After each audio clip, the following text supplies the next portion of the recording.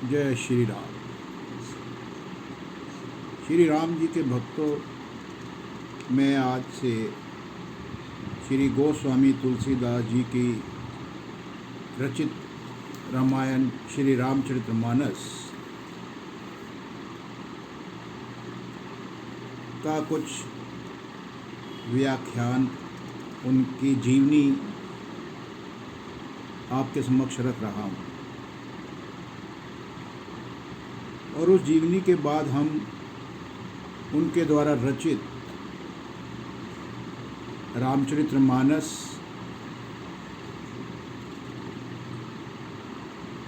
जो कि हिंदी भाषा में है, उसको भी हम अध्ययन करेंगे। इस अध्ययन के दौरान यदि कोई गलती हो, त्रुटि रह जाए तो क्षमा प्रार्थी है। मैं श्री गोस्वामी तुलसीदास जी का संक्षिप्त जीवनी आपको बताना चाहता हूँ। कहते हैं कि प्रयाग के पास बांदा जिले में कोई राजापुर नामक एक ग्राम है, या ये उस समय का ग्राम था।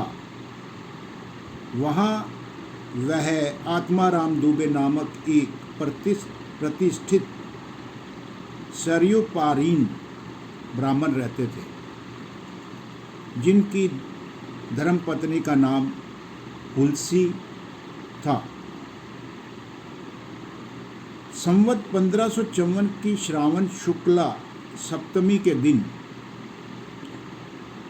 अभुक्त मूल नक्षत्र में इन्हीं भाग्यवान दंपत्ति के यहाँ 12 महीने तक गर्भ में रहने के पश्चात गोस्वामी तुलसीदास जी का जन्म हुआ। जबकि आम जो जन्म होता है वह 9वें और 10वें वर्ष माह के अंदर हो जाता है। जन्मते समय बालक तुलसीदास जी रोए नहीं थे, किंतु उनके मुख से राम नाम का शब्द सबसे पहले निकला था। उस समय कहते हैं कि उनके मुख में 32 दांत मौजूद थे और उनका जो डील डोल था वह एक 5 वर्ष के बालक के समान था। इस प्रकार के अद्भुत बालक को देखकर उनके पिता अमंगल की शंका से भयभीत हो गए और उनके संबंध में कई प्रकार की कल्पनाएं करने लगे। माता हुलसी यह देखकर बड़ी चिंतामय हुई।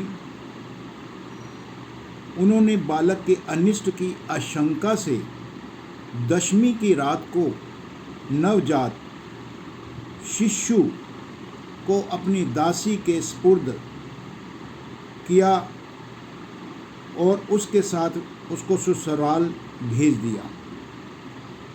और दूसरे दिन वह स्वयं इस असार संसार से चल बसी। दासी ने, जिसका नाम चुनिया था,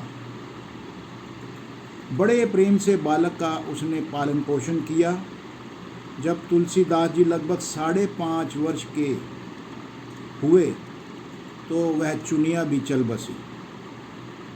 अब तो वह बालक बिल्कुल अनाथ हो गया था। वह द्वार द्वार भटकने लगा। इस पर जग जननी पार्वती उस होनहार बालक पर दया आई और वह ब्राह्मण का वेश धारण करके प्रतिदिन उसके पास आती है और उसे अपने हाथों से भोजन कराती है। इधर भगवान शिव शंकर जी प्रेरणा से रामशैल पर रहने वाले श्री अनंतानंद जी के प्रिय शिष्य श्री नरहरयानंद जी ने इस बालक को ढूंढ निकाला और इस शिष्य ने उसका नाम राम बोला रखा। और वह राम बोला को अयोध्या ले गए, जहां उन्होंने संवत 1561 यानी मात्र उनके जन्म से 7 वर्ष बाद माघ शुक्ला पंचमी शुक्रवार को उनका यज्ञोपवीत संस्कार कराया और वह बालक बिना सिखाए ही राम बोलने लगा, गायत्री मंत्र का उच्चारण करने लगा, जिसे देखकर सब लोग चकित हो गए। इसके बाद नरहरि स्वामी ने वैष्णवों के 5 संस्कार करा के राम बोला को राम मंत्र की दीक्षा दी और अयोध्या में ही रहकर उसे विद्याध्ययन कराने लगे। बालक राम बोला यानी श्री तुलसीदास जी की बुद्धि बड़ी प्रखर थी। वह एक बार गुरु मुख से जो सुन लेते थे वह उन्हें कंठस्थ हो जाता था। वहाँ से कुछ दिन बाद गुरु शिष्य दोनों शूकर क्षेत्र पहुँच गए। वहाँ श्री नरहरि जी ने तुलसीदास जी को रामचरित्र मानस सुनाया। कुछ दिन बाद वह काशी चले गए। काशी में शेष सनातन जी के पास रहकर तुलसीदास जी 15 वर्ष तक वेद वेदांग आदि का अध्ययन करते रहे। इधर उनकी लोक वासना जाग उठी और वह अपने विद्या गुरु से आज्ञा लेकर वे अपनी जन्मभूमि को लौट गए। वहाँ आकर उन्होंने देखा कि उनका परिवार तो नष्ट हो चुका है और उन्होंने विधि पूर्वक अपने पिता आदि का श्राद्ध किया और वहीं रहकर लोगों को वह भगवान राम की कथा सुनाने लगे। संवत 1583 यानी यदि हम उनके जन्म से 1583 की बात करें कि 29 वर्ष की आयु में ज्येष्ठ शुक्ला 13 गुरुवार को भारद्वाज गोत्र की एक सुंदरी कन्या के साथ उनका विवाह भी हुआ और वे सुखपूर्वक अपनी नवविवाहिता वधू के साथ रहने लगे। एक बार उनकी स्त्री भाई के साथ अपने मायके चली गई और पीछे पीछे तुलसीदास भी वहाँ पहुँच गए। उनकी पत्नी इस पर उन्हें बहुत गुस्से में बोली और कहा कि मेरे इस हाड़ मास शरीर में जितनी तुम्हारी आसक्ति है, यदि इसके आदि भी भगवान में होती तो तुम्हारा बेड़ा पार हो जाता। कहते हैं कि तुलसीदास जी जब अपनी पत्नी को मिलने गए, वह रात का समय था और सभी द्वार बंद थे और तुलसीदास जी ने जब अपने ससुराल पहुँचे तो उनके घर के साथ एक वृक्ष था, तो वह वृक्ष की एक टहनी को पकड़कर घर के अंदर कूदे। मगर कहते हैं कि वो वृक्ष की टहनी न होकर वो एक सांप था। अब इसी कारण शायद उनकी पत्नी ने उन्हें धिक्कारा था और तुलसीदास जी को ये शब्द उस समय लग गए और उसी समय वे एक क्षण भी नहीं रुके और वहाँ से तुरंत वहाँ से वह चले गए। वहाँ से चलकर तुलसीदास जी प्रयाग में आए। यहाँ उन्होंने गृहस्थ वेश का परित्याग कर साधु वेश ग्रहण कर लिया। फिर तीर्थाटन करते हुए काशी पहुँचे। मानसरोवर के पास उन्हें काग भिशुंडी जी के दर्शन हुए। काशी जी में तुलसीदास जी राम कथा कहने लगे। वहाँ उन्हें एक दिन एक प्रेत मिला जिसने उन्हें हनुमान जी का पता बतलाया। श्री हनुमान जी से मिलकर तुलसीदास जी ने उनसे श्री रघुनाथ जी का दर्शन कराने की प्रार्थना की। श्री हनुमान जी ने कहा, तुम्हें चित्रकूट में भगवान श्री राम जी के दर्शन होंगे। इस पर तुलसीदास जी चित्रकूट की ओर चल पड़े। चित्रकूट पर पहुंचकर राम घाट पर अपना आसन जमाया। एक दिन वह प्रदक्षिणा करने निकले थे। मार्ग में उन्हें श्री राम जी के दर्शन हुए। उन्होंने देखा कि दो बड़े ही सुंदर राजकुमार घोड़ों पर सवार होकर धनुष्य बाण लिए हुए जा रहे हैं। तुलसीदास जी उन्हें देखकर मुग्ध हो गए, परंतु उन्हें पहचान न सके। पीछे से हनुमान जी ने आकर उन्हें सारा भेद बताया तो उन्हें बड़ा पश्चाताप हुआ। हनुमान जी ने उन्हें सांत्वना दी और कहा कि प्रातःकाल फिर दर्शन होंगे। इस संवत 1607 की मौनी अमावस्या बुधवार के दिन उनके सामने भगवान श्री राम पुनः प्रकट हुए। उन्होंने बालक रूप में तुलसीदास जी से कहा, बाबा हमें चंदन दे दो। हनुमान जी ने सोचा कि इस बार भी वह धोखा खा गए और इसलिए उन्होंने भगवान श्री राम को पहचान नहीं पाए। तो उसी समय हनुमान जी ने तोते का रूप लेकर एक दोहा कहा, चित्रकूट के घाट पर भई संतन की भीड़, तुलसीदास चंदन घिसे तिलक देत रघुबीर। यानी तुलसीदास जी उस अद्भुत छवि को निहार कर शरीर की सुधि ही भूल गए। भगवान ने अपने हाथ से चंदन लेकर अपने तथा तुलसीदास जी के मस्तक पर लगाया और अंतर ध्यान हो गए। संवत 1628 में ये हनुमान जी की आज्ञा से फिर अयोध्या की ओर वह चल पड़े। उन दिनों प्रयाग में माघ मेला था। वहाँ कुछ दिन वे ठहर गए। पर्व के 6 दिन बाद एक वह वट वृक्ष के नीचे उन्हें भारद्वाज और याज्ञवल्क्य मुनि के दर्शन हुए। वहाँ उस समय वही कथा हो रही थी जो उन्होंने सूकर क्षेत्र में अपने गुरु से सुनी थी। वहाँ से वे काशी चले आए और वहाँ प्रहलाद घाट पर एक ब्राह्मण के घर निवास किया। वहाँ उनके अंदर कवि शक्ति का स्फुरण हुआ और वे संस्कृत में पद्म रचना करने लगे। परंतु दिन में वे जितने पद्म रचते, रात्रि में वे सब लुप्त हो जाते थे। यह घटना रोज घटती। 8वें दिन तुलसीदास जी को स्वप्न आया। भगवान शंकर ने उन्हें आदेश दिया कि तुम अपनी भाषा में काव्य का रचना करें। तुलसीदास जी की नींद उचट गई। वे उठकर बैठ गए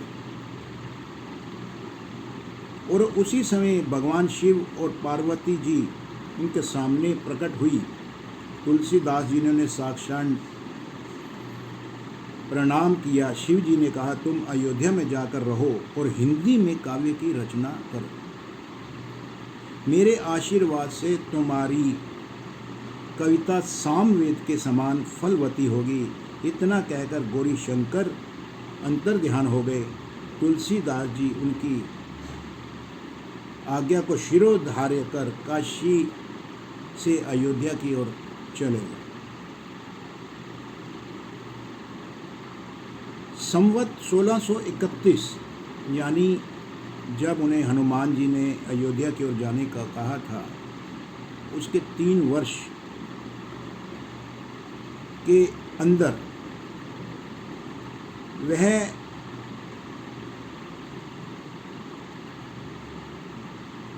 अपने 7 कांडों का पूर्ण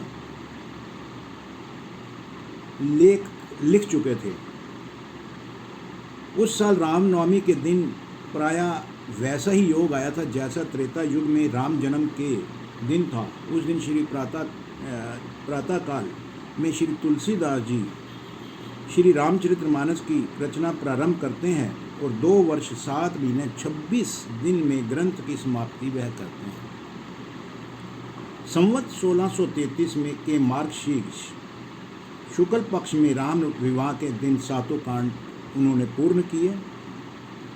इसके बाद भगवान की आज्ञा से तुलसीदास जी काशी चले गए। वहाँ उन्होंने भगवान विश्वनाथ और माता अन्नपूर्णा को रामचरितमानस सुनाया।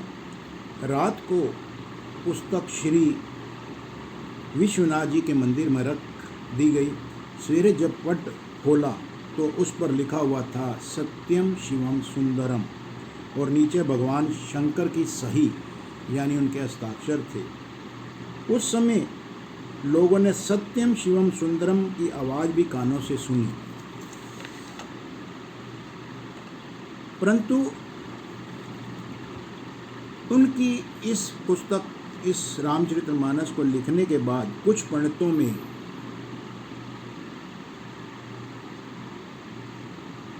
उनके प्रति मन में ईर्ष्या उत्पन्न हुई। वे दल बांधकर तुलसीदास जी की निंदा करने लगे और उस पुस्तक को भी नष्ट करने का प्रयास करने लगे। उन्होंने पुस्तक को चोरी करने के लिए भी कुछ चोर भेजे, परंतु जब वह चोर उस पुस्तक को चुराने के लिए गए तो उन्होंने देखा कि उस पुस्तक की रक्षा करने के लिए 2 वीर धनुषधारी वहाँ पहरा दे रहे हैं, और वे बड़े ही सुंदर, श्याम और गौरम वर्ण के थे। उनके दर्शन से चोरों की बुद्धि भी शुद्ध हो गई और उन्होंने उसी समय चोरी करना छोड़ दिया और भजन में लग गए। तुलसीदास जी अपने लिए भगवान को कष्ट हुआ जान कुटी का सारा सामान लुटा दिया, पुस्तक अपने मित्र टोडरमल के यहाँ रख दी। उसके बाद उन्होंने दूसरी प्रति लिखी, उसी के आधार पर दूसरी प्रतिलिपियाँ तैयार की जाने लगी थी। इस प्रकार पुस्तक का प्रचार दिनों दिन बढ़ने लगा। इधर पंडितों ने कोई उपाय न देख श्री मधुसूदन सरस्वती जी को उस पुस्तक को देखने की प्रेरणा की। श्री मधुसूदन सरस्वती जी ने उसे देखकर बड़ी प्रसन्नता प्रकट की और उस पर यह सम्मिति लिख दी, आनंद कानने हासमयी अंगम मस्तुल सीतौरु कविता मंजरी भाति राम भ्रमर भूषित। यानी इस काशी रूपी आनंद वन में तुलसीदास जी चलता फिरता तुलसी का पौधा है, उसकी कविता रूपी मंजरी बड़ी ही सुंदर है, जिस पर श्री राम रूपी भंवरा सदा मंडराया करता है। पंडितों को इसके बाद भी संतोष नहीं हुआ। उन्होंने पुस्तक की परीक्षा का उपाय और सोचा। भगवान विश्वनाथ के सामने सबसे बड़े, सबसे ऊपर वेद, उसके नीचे शास्त्र, शास्त्रों के नीचे पुराण और सबसे नीचे रामचरितमानस रख दिया और मंदिर बंद कर दिया। प्रातः काल में जब इन पंडितों ने, ब्राह्मणों ने मंदिर का दरवाज़ा खोला तो उन्होंने पाया कि श्री रामचरितमानस वेदों के सबसे ऊपर रखा हुआ है। अब तो पंडित लोग भी बहुत शर्मिंदा हुए। उन्होंने तुलसीदास जी से क्षमा मांगी और भक्ति से उनका चरण नोदक लिया। तुलसीदास जी अब असीम घाट पर रहने लगे थे। रात को एक दिन कलियुग मूर्त रूप धारण करके उनके पास आया और उनसे त्रास देने लगा। श्री गोस्वामी जी ने हनुमान जी का ध्यान किया। श्री हनुमान जी ने उन्हें विनय के पद रचने को कहा। इस पर श्री गोस्वामी जी ने विनय पत्रिका लिखी और भगवान के चरणों में समर्पित कर दी। श्री राम ने उस पर अपने हस्ताक्षर कर दिए और श्री तुलसीदास जी को निर्भय कर दिया। और संवत 1680 यानी उन्होंने जिस समय अपनी तुलसीदास रामचरितमानस का पूर्ण कांड किए थे, लगभग 47 वर्षों के उपरांत श्रावण कृष्ण की तृतीया शनिवार को असीम घाट पर गोस्वामी जी ने राम राम कहते हुए अपना शरीर का परित्याग कर दिया था। जय श्री राम, जय श्री राम, जय श्री राम। तो मित्रों और भक्तों, कल से मैं रामचरितमानस के बालकांड का कुछ अध्ययन करूँगा और आपके सामने प्रस्तुत किया करूँगा। आपको पसंद आए तो ज़रूर बताइएगा। कुछ त्रुटि रह जाए तो भी लिखिएगा, उस त्रुटि को सुधारने की कोशिश की जाएगी। धन्यवाद, धन्यवाद।